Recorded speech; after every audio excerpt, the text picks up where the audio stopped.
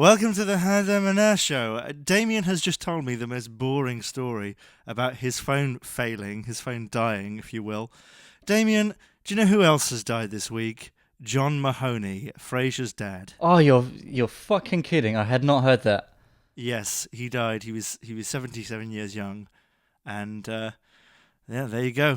That's it. Yeah. Join us next week on... Are they still alive? I'd say my sons are a couple of wimps. They never did appreciate our cap and trim. Shut the hell, this is nothing like shit. Flashback to Korea, kung fu judo kick. Got my feet up chair, I like watching the two. Got an English broad to rub me down. Oh well, that has saddened me, despite my jovial tone. He was a wonderful voice in The Iron Giant, I seem to remember. Yes, yeah, he had a wonderful bit part in the Hudsucker Proxy. But to us, he'll always be Frasier's dad. Not even Martin Crane. Frasier's dad. Well, it seems somewhat of a shame that I mean, it's somewhat, not too much. It's. I mean, Kelsey Grammer's not far behind now. He's got to be in his mid-late 60s, really. Yeah, Kelsey Grammer, death is coming for you next. Well, it's going to be you, then it's going to be Shatner, then it's going to be Ramsey. Yeah, I think you've got the pecking order wrong there. I do think Shatner will be last for some kind of inauspicious reason. He will be the last to drop, much to everybody's chagrin. Okay.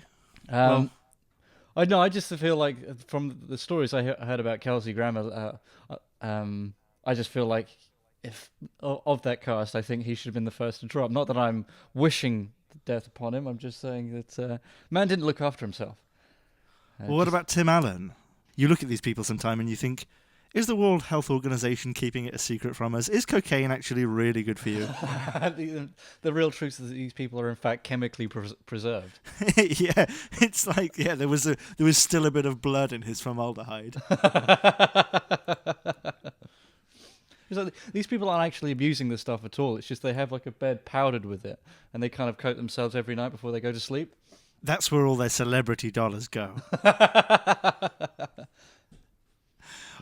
Which I suppose, speaking of which, brings us to today's topic, which is Oprah the movie. We didn't discuss, as you might imagine, we didn't discuss anything, dear listener. We are incredibly unprepared. This is the Unprepared Podcast. Damien, how did you interpret the today's task of talking about Oprah the movie? Because it could be like Oprah's life, or it could just be like Oprah the opera. Well, I see what you did with wordplay. That's very good. But I think that's on the nose. Okay. I was watching Falling Down yesterday. Oprah the opera. You could have the tagline. It could be, "It ain't over until Oprah sings." Oh, I'm sorry. I'm sorry, everybody. I'm sorry. Oh dear. Well, I think that's it for the comedy in this episode. That quota filled. Now let's make some aspersions about a famous director. Indeed, and a good 80 minutes of rambling, a little bit of stuttering and some meandering, and I think that's it. We've got now for section 3, my beliefs. Shake it all together, and there we go. That's another one in the bag. It's done. Why my Twitter war was completely justified and not a waste of my time. The Georg Schmidt story. Yeah. What was I saying? Oh, fuck knows. Oh, I stopped listening a long time ago. I just look at the sound waves and it's like, oh, it's my turn to speak now. Well, as long as I can still see some waves, it looks like we're making progress. So. I'm either recording static or voice. I mean, one of the other. I'll probably cut it out anyway. Yeah, I mean, I've never checked back on these podcasts, and what I haven't realised is, at least for the last 2 months, you've been editing me out and replacing me with the sound of a hairdryer. It's sound bites of Kevin Spacey, but they're very limited. It's all from one film. It's weird that he only says like 20 different words in the space of 80 minutes. Yeah, it's all from like the director's cut of K-Pax, which is almost a silent film, or something like that. I don't know. K-Pax. That's a nice pull, Jesus. Pardon? That's a nice pull. Yeah, everybody loves a bit of K-Pax. K-Pax sounds like something they were gonna give like K-Pax US troops in the Pacific Theater, but then we're like, no way, that is full of fucking germs. Oh dear. K-Pax sounds like something Spacey rubs himself down with at the end of every evening to give him sexual powers. It goes on cold, but then it gets really hot. It goes on cold, but comes off hard. Who comes off hard? Never mind. Dear. Oprah the movie, Oprah the opera. I was thinking about this, and I was thinking, which is more grotesque? Which is more absurd? Which is more... I don't know if the word decadent would really apply, but which is the more... Bleh. Would it be Oprah the movie, or would it be Barbra Streisand the movie? Oh, easily Streisand the movie, I would think. Streisand. Should we just change this to Streisand the movie? But keep the thumbnail the same, no? This is Logan Paul the movie. Let's just fucking start talking about Ghostbusters. This is Sonny and Cher, the movie. I had an episode of Scooby-Doo on a tape as a kid, and it was the Sonny and Cher episode of Scooby-Doo. It was the only recording I had as a child, and I used to keep it on a velvet throat pillow in my room. It was like one of the few tapes I ever got from a rental shop. I don't know. I was really young. I was like 6, and I wanted it. I loved it so much, and like every weekend I'd ask for the same one. And eventually the dude sold it to my mum for like £1. Like take the fucking tape. Yeah, and you'd at that point already invested in like 50 quid in rental fees already, and you know for that kind of that era. Which, you know, by today's standards is like 200-300 quid. Oh, yeah, that era, yeah, the 1940s, yeah. Gesundheit, folks. I could have sworn that unidentified flying object was identifiable. I want to hear more about Scooby-Doo. So Sonny and Cher were in this episode, you say? Sonny and Cher were in the episode as Sonny and Cher. And yeah, that was it. And it was in an inn. Or something like that. Scooby takes in a concert. And in typical kind of Scooby-Doo fashion, there were no jokes or anything. It was all just like, are you going into the subway, or are you getting a Subway sandwich? Are you going to do it? No. Will you do it if we bribe you with food? No. Can we manipulate you further into doing it? We haven't fed you all day, Scooby. This is the only meal you'll see all week. Now either get this done or get the fuck back in the van. I don't know. Scooby-Doo is a fascinating thing because I think once you stop being 6, you see that it is utter shit. Yeah, I'd seem to remember that. But I remember... what I was going to say was, looking back on it, like, why the fuck was Sonny and Cher in that? He ended up as a senator, and he was in an episode of Scooby-Doo. Yeah, I mean that's the real testament of the shoddy state of American political system. Oh, and we brought it back to Oprah. Oprah has said that she's not going to run for the president. And I think there's two things here. Number one is, I know this looks like bandwagoning because we're doing an Oprah episode, but we planned this way before any rumours about her becoming a president. Yeah, because we're the kingmakers. I just think Oprah's a fucking fascinating study. I could do a PhD about Oprah because she is... As all these kind of ultra-rich celebrities are, she is incredibly weird by virtue of just being so successful and so rich.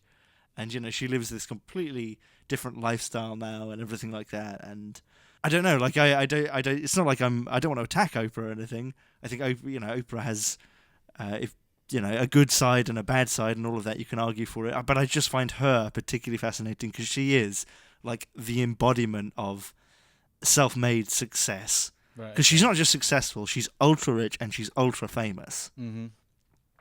You know, she's got one of those names. You know, it's Oprah. You can't even say that about Brad Pitt.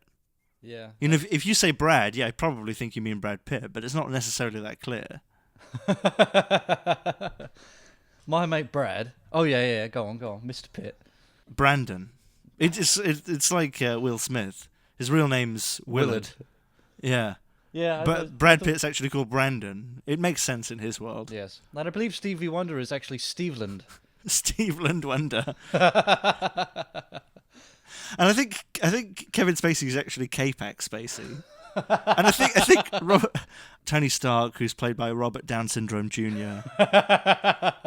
Oh, I knew you were going to slip that one in. You didn't disappoint. Thank you very much.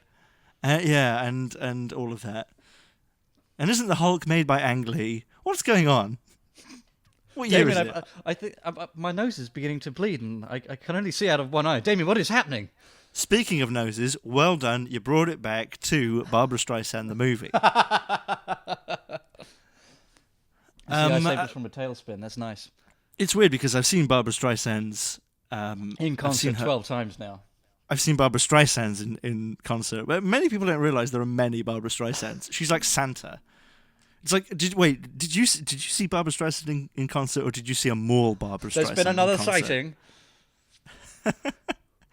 Yeah, because she only comes around if she thinks you're asleep. You have to really lie still, close your eyes, and then you might hear the bells on her shoes. No, that's just the ratcheting of her unkempt toenails. Very Yes. creepy. She lives as a wild bushwoman. I think we're kind of getting into the territory of describing like a 14th century anti-Semitic Teutonic woodcutting. I think we're going to have to be careful here on describing Barbra Streisand as a witch. Okay. Oh, yeah. It's a story that many Alpine families would tell their children. I've seen Barbra Streisand's Cauldron. No, I've seen Barbra Streisand's. I've seen her Malibu property because obviously the Streisand effect and all of that. You know about that, right? I do, yeah. So for anyone who doesn't know, I have a video about it. Check it out. Just type in the Streisand effect into YouTube. It'll probably come up. Smash that like button. Smash that like button. So I've seen her property, and boy, does she have a lot of chimneys. Like what sort of lifestyle do you have where you need chimneys? I'd think for a property in Malibu, you don't need any fucking chimneys. Well, I think she's just, she's obviously burning something in every room. Or maybe it's a Hollywood reverse chimneys, like they make everything super cold. Like these people go on about fucking climate change, and she's got this thing. It requires like 2 nuclear power plants. It's just a massive cooling system.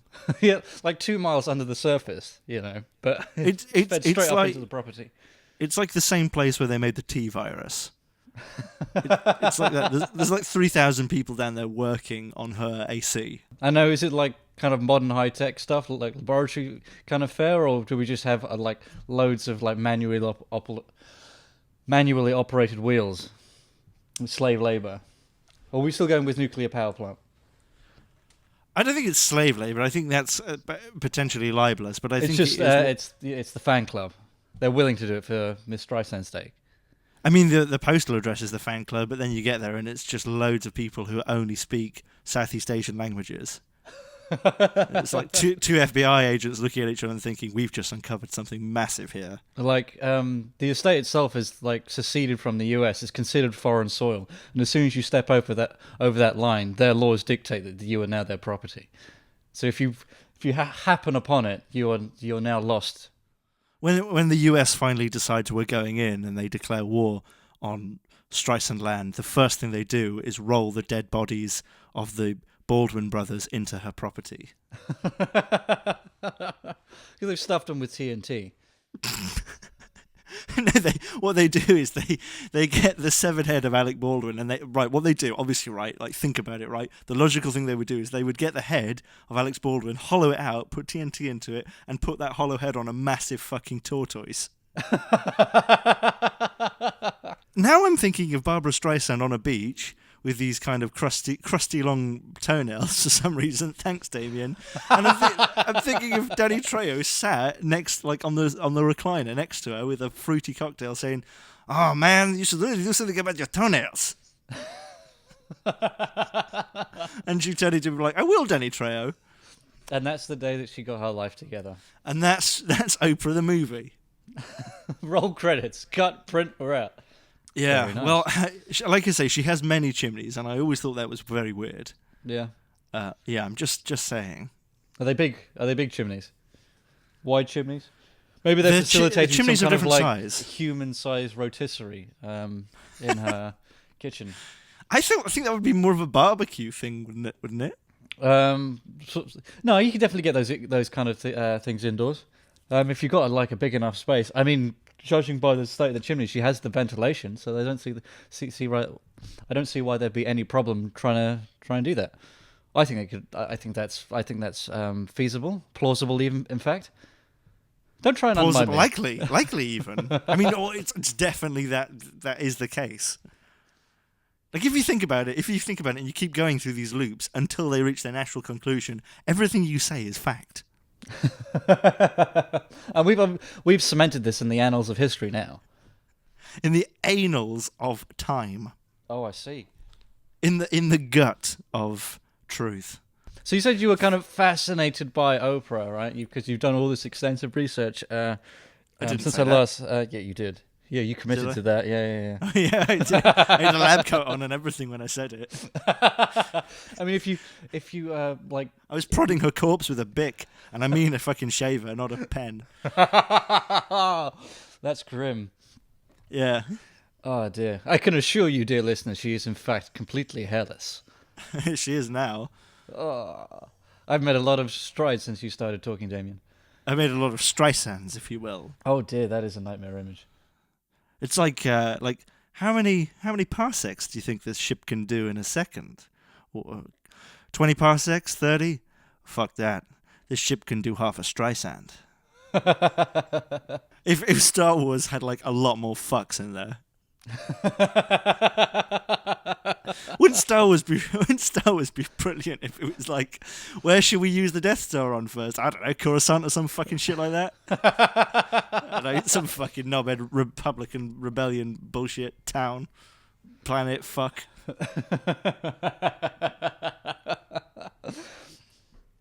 All I can see is all I can imagine now is just the Death Star mocked up to look like either a giant Oprah head or a giant Streisand head. Well, just trying to debate which one is more, inherently terrifying. Oprah's head is more round. So therefore more viable. I see Oprah's head As more a as a moon. Zardos sort of thing. What if they had a Death Star and then they zoomed out at the end of Star Wars and it was actually just the eyeball in a death face?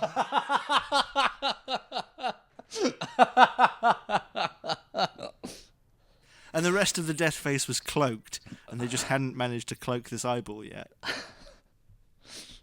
So the big reveal at the end of the third movie. The big reveal is that this planet that they were going to destroy the Death Star is already in the death mouth. And it just starts chomping on it. Oh, fuck. I like that. Is this still Star Wars, or do we have to give it a new name? I don't know. Oprah Wars? Star Bastards. Star Bastard. Like Galactic Flange. Excellent stuff. But I'm fairly certain there's a movie out there, Galactic Flange. I'm sure we could happen upon it quite quickly. Constellation Conflicts. That's like the Mazes and Monsters version of Star Wars. Okay. Yeah, because you got the alliteration. Yeah, that's good. Yes, because Star Wars is alliteration. I mean, I think Star Wars would have been far more successful if they'd just called it Star Squad. And it was naturally starring Leslie Nielsen. Yeah, in every role. Leslie Nielsen and Robbie the Robot. See, I think I might have said this already, but every time you say Robbie the Robot, I've got my lines crossed, and I'm thinking of someone else. Shotbot. Yes, of course. Shotbot would go on Oprah. I could imagine Shotbot on Oprah's couch. Well, when he's going through his gender identity crisis, and he's talking about that.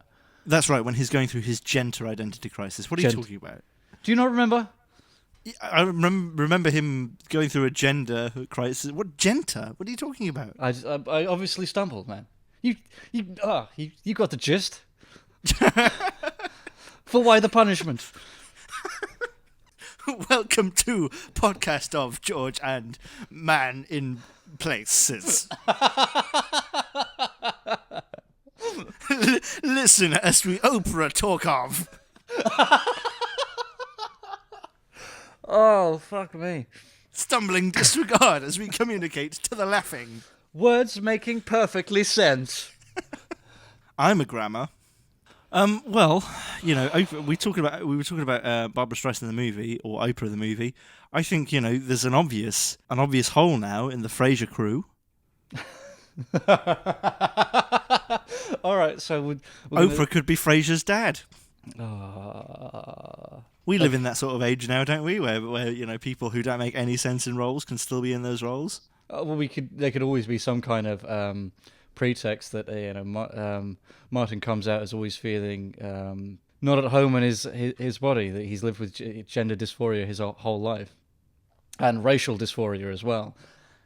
And over the course of the next 2 seasons, you watch Martin's slow transformation from a crusty old white man into a crusty old black woman. Do you know how old Oprah is? Mid-60s, no? She's 64, that's right. That's amazing. I mean, I always consider Oprah to be like a late 30s sort of woman. Okay, so in the time that it's taken for me to read this sentence or to say the sentence to you, Oprah's just made $250. Okay, yeah. That's amazing, right? Her annual salary is a reported $223 million. She's worth, according to Forbes, I think it was, something like $3.1 billion. That's incredible. Oprah is incredibly rich. She reportedly, I don't really know, but she reportedly has a very extravagant lifestyle. Oh, yeah? Yeah, she has, extremely large houses. Oh, my God. I've never seen that on Wikipedia before. I mean, it's nothing scandalous or anything, but right at the bottom, after listing, partners, children, all that kind of stuff, it's got. It's a signature. Yeah. Yeah, they do that. I haven't seen that before. Yeah. I'm not saying it's scandalous. I feel like I'm quite behind, but I've never seen that before. But if you look at her signature, you can clearly see it says Oprah Winfrey. Who the fuck is Oprah? No. If you look at it, that's not an O, that's an E. It's E-Pow. If you look carefully at it, it says Donald Trump. You've never seen them in the same place together, have you? If you look carefully at it, Damien, it says Exxon Valdez.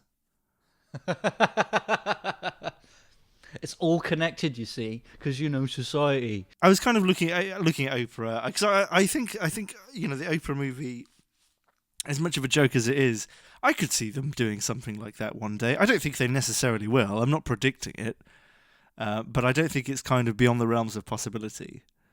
Oh, I'm sure there'll, without a shadow of a doubt, be a biopic quite soon. The Oprah movie will be in the pipeline in some way, shape, or form. I mean, I reckon there'll easily be a biopic within the next decade. Like before she pops her clogs, without a shadow of a doubt. Oh yeah, there'll definitely be a biopic, but I think there'll be something more than. Well, I don't think there'll be something more than that, but I think there could be something more than that. I think there could be a huge extravaganza, a celebration of her life. Mm-hmm. I think to a lot of people, probably both British and American, kind of like the British royal family and how seriously that's taken in Britain seems a little weird, but.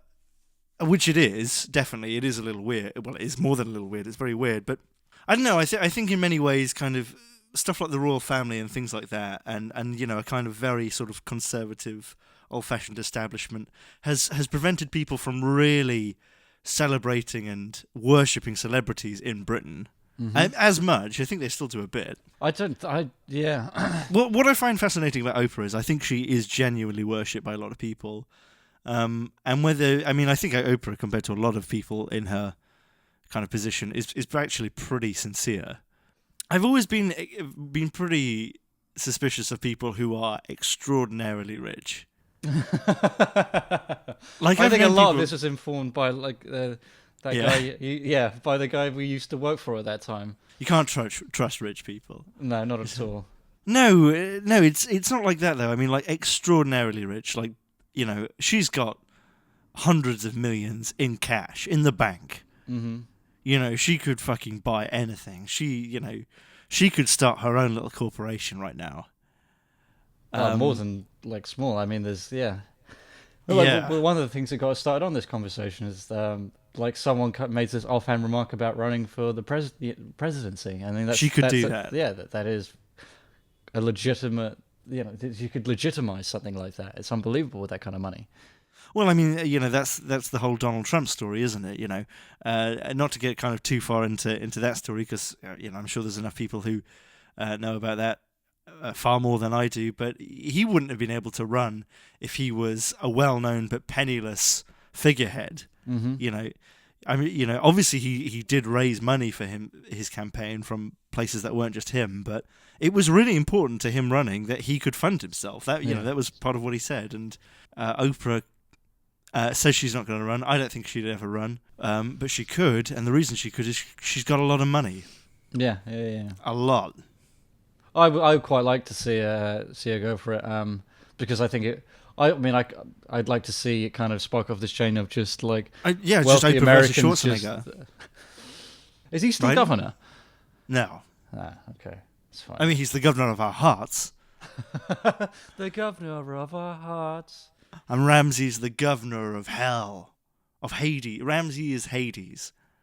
Oh dear. If we're going to make a film about this, then Oprah is Zeus. Schwarzenegger is Apollo, obviously. And Ramsey is Hades residing in Hell's Kitchen.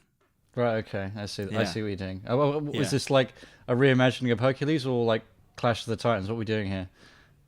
Yeah, why not Jason and the Argonauts? So Hercules can be there, but there's He's also not important, he's not that important. No, He's just kind of flexing on a boat, and he's just kind of superfluous to the story. And we're like, what remember the fuck are you doing here? I remember watching Jason and the Argonauts not too long ago, and it's great because Hercules is just a big dude. Like, he doesn't look muscly at all. Yeah, I remember that. Yeah.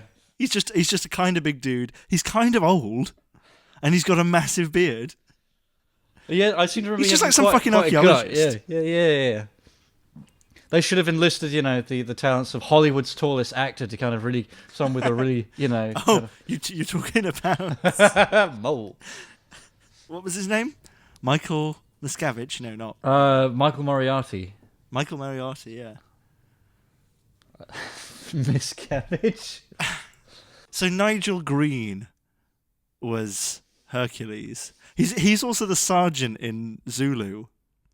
Oh yes, yeah, of course he is. Yeah. But if anyone cares, if anyone wants to look him up, he just looks like a completely normal man. I like the idea of them making a remake of Jason and the Argonauts, but everyone is like super Sparta, like it's all quivering. Naked gun. So back shit, to Oprah. I thought you... Oh dear. Back to Oprah. Shut up. Back to Oprah the movie. I'm thinking it's basically Spice Girls the movie, but instead of the Spice Girls, it's Oprah. Like 5 iterations of Oprah, I take it, yeah? Or just On one amorphous Oprah with 5 heads? Well, like it's kind of like it's still Jason and the Argonauts, like Oprah the movie. Oprah is the Hydra. No. I mean, like, she can't... I mean, it's... The Spice Girls are essentially just one Oprah, right? But she can divide off as need be. And she kind of spends her downtime kind of halfway between kind of dividing by what's the process called when bacteria separate? Wait. I've hang on. Yes, right. Right. But okay, hang on. I'm taking this idea and I'm running with it. I'm sorry if I have to leave you behind, but just go with me. There's Nigel Green, there's Burgess Meredith, and there's Leonard Pierce, and they are trapped in a labyrinth with Oprah. But every time they kill Oprah, she just gets smaller. She just divides into 2, so it's like 2 kind of half-sized Oprahs. So we've got kind of like a Sorcerer's Apprentice thing going on. Yes, kind of like that. But it's also kind of got that Jason and the Argonauts sort of feel when they're like trapped with Medusa. Right. Okay. She can turn them to stone. All right. Okay. And it's like like Leonard Pierce. Obviously he has the shield, the shiny shield, and then Burgess Meredith loves speed, so he has Hermes. So he's off his fucking tits, right? Yes, Hermes is. He's Reeboks. useless. He's barely coherent. You can't understand a word he's fucking saying. His Speed, face gotta is get like... some speed. I love speed. That's pretty good. Yeah, thanks. Speed, Rocky, you're a bum. You want to do some speed? I'm on one now. I'm going to be doing this for the next 10 minutes, Damien, so And buckle then up. Nigel Green has the mustache. Right. Okay. And now, pray tell how the merit of this mustache. What terrific deeds will this mustache achieve? All right. Okay. So no one can look into Oprah's eyes without turning to stone, right? Right. Yeah. But can his mustache turn just to shut stone? up. Nigel Green's mustache is beautiful, right? He has a beautiful... Everyone remarks on it. He's got a beautiful mustache. All the ladies are like, oh, Nigel Green's mustache. No one can resist his mustache. But he can't look at her without her looking at him. So... Right? Yeah, I'm following. So Burgess Meredith gets Oprah confused by running around her but not looking at her. And then Leonard Pierce jumps out and flashes the shield in front of her, and with that, she sees stood behind her Nigel Green twiddling his mustache. Right. Yeah. Right. That's when Michael Caine comes in with a halberd and cleaves her into two. Oh, I see. So you've got a surprise cameo at the end there. That's right. He was a gargoyle that comes alive or something. Right, okay. I think you've kind of blown your load by kind of admitting to the audience that they're going to see Michael Caine. We should have left that in as a surprise. All right. Okay. Well, I'll edit that out. Or I'll fucking write MC. Yeah. MC, let's call him or her. What, Hammer? Yeah, it's Hammer. We both went there. I think that's perfectly tied together. So they've toppled the villain. That's a good 3-act structure there. I think that was the last act. I think there has to be a bit of adventure before then. Maybe Oprah can destroy, dispatch some monkeys or something. Not like flying monkeys. Smuggles her way into a petting zoo and just opens the cages. Like the monkeys aren't, don't really have their shit together. They don't really notice. But the cage is just left wide open. It's like Oprah running amok again. Okay, so Nigel Green and Leonard Pierce and Michael Caine and Burgess Meredith and Vincent Price are all stood around. They've slain some Trojans or some Greeks or something. Yeah, let's just say some fucking Greeks or something, even though they're Greek. They've slain some Greeks, some fucking Albanians, whatever. They stood around, they're drinking from goblets, and then this beautiful woman on this island, this remote island that they're at, comes out and she starts like flirting with them all. They're kind of like, they're all a bit in love with her, but they're all together and they're all friends. They're not going to make a move because they all like her. Oh, really? Because I would say if they're all and then friends... they remember what Odysseus, who's played by Tony Robbins, said to them earlier, and he said, "Don't be with women alone on this journey. You can't trust lone women." Yeah, and then they remember, and then Nigel Green is alone with this beautiful woman, and then he looks again, but it's not a beautiful woman anymore, it's Barbra Streisand! Oh, man. And they have to, and she turns into a kraken or something, and then they have to fight her. All right, okay. I feel like this could have been like lifted from someone we went to school with his English book, I fear. I feel like this could have found its way on like one of the school hallways behind laminate or something. From the author of Uranium 291. Oh, dear. Oh, dear. You are sin. You are the evil one.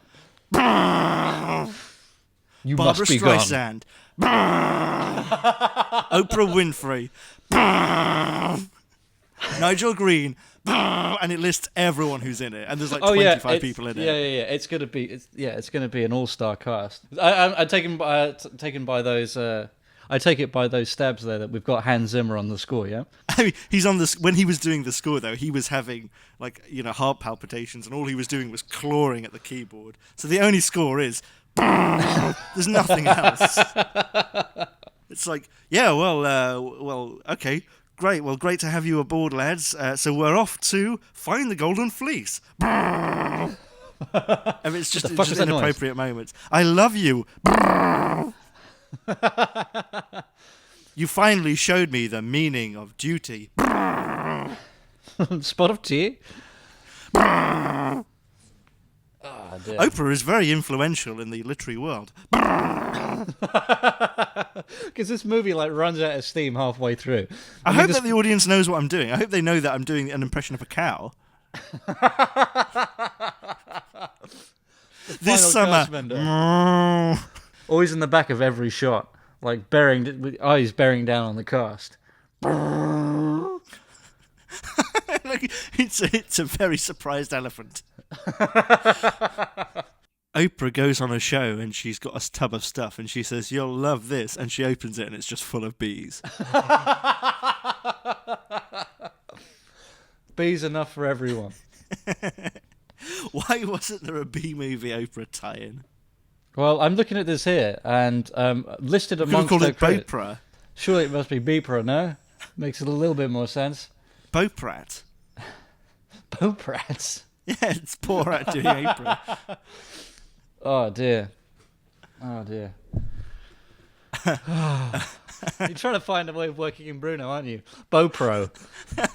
Yeah, Then, you I know, am. you got that I'm advert trying to where find a way Oprah's swinging her of penis working in a around. talking penis. Then you fly into Oprah's penis. I was looking amongst her credits here, and in 2007 she had a part in B-Movie. But do you think? There was no discussion as to Oprah whatsoever, other than I don't trust rich people. Okay, yeah, I'm poor and and bitter. I'm a poor, bitter man with no influence. I don't like Oprah. That's basically what I said.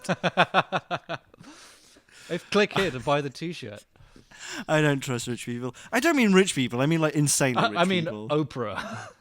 What I mean is if you've got that much money, like, shouldn't you be trying to take over the world or something? Isn't it your duty, if you have that much money, to put it to evil? I mean to try and make the world better. I'm gonna give a very yes. Yeah, And that can be my answer. Do you know, okay, unrelated really, but I saw a commercial with Matt Damon the other day, and he was saying you've got to give some money to help my career. To my You've got to give all right, but you know, you got to give money to a serious cause. I don't know. It might be like the people who are stuck in Syria who don't have any homes or anything. You know, he was on TV and he wanted money for a serious cause. You know, and a cause that you kind of have to respect. But I still kind of think you give all your fucking money. You know, you've got millions and millions of dollars. Why don't you just say, I'm gonna have it, so I have at least $1 million in the bank. But any time I have any more money in my bank account, I'm gonna give that money to people who are in need, to victims of the Californian fires, or to people in Syria, or to people starving in Ethiopia. Why don't you fucking do that, Matt Damon? And then you can come on TV and tell me to give $29.99 a month. Fuck off. Yeah, that is pretty fucking egregious.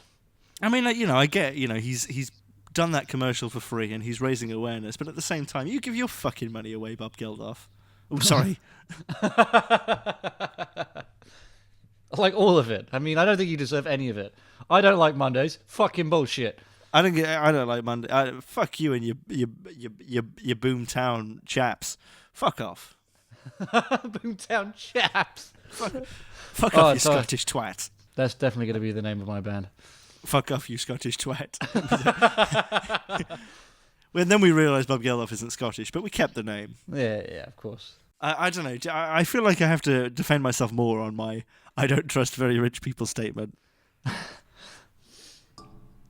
Put this. I mean, with our dealings with rich people, they've often been, you know.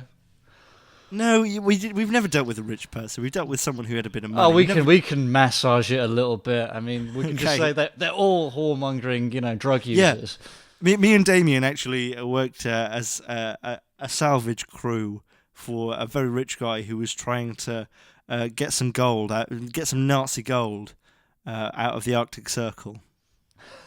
Why don't we say that? I was going to go to Dragon's Den, also known as Shark Tank in some countries, and tell the dragons that I knew where $150 million, that's the number today, $150 million worth of gold was, and would they fund my expedition? And then I'd just take the money and go to the pub.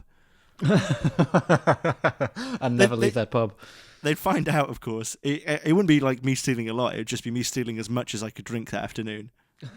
Like immediately relinquish it. Like, here you go. Terribly sorry. As soon as we give me the check, I just tell them immediately I've been defrauding them. You've given me $500,000. I don't want this. I just want about $50 to get really drunk now. Yeah, I'm just going to go downstairs. I'm going to do like 10 shots. Yeah, it's all right. If I can get a sandwich on the way home, you know, that's fine. What a terrible thing keep to it down anyway, so it doesn't matter. I'd just start doing some coke with Duncan Bannatyne. Oh, no, I can't say that. That's another fucking thing I can't go into. Sorry. Oh, dear. Back in my rock and roll days.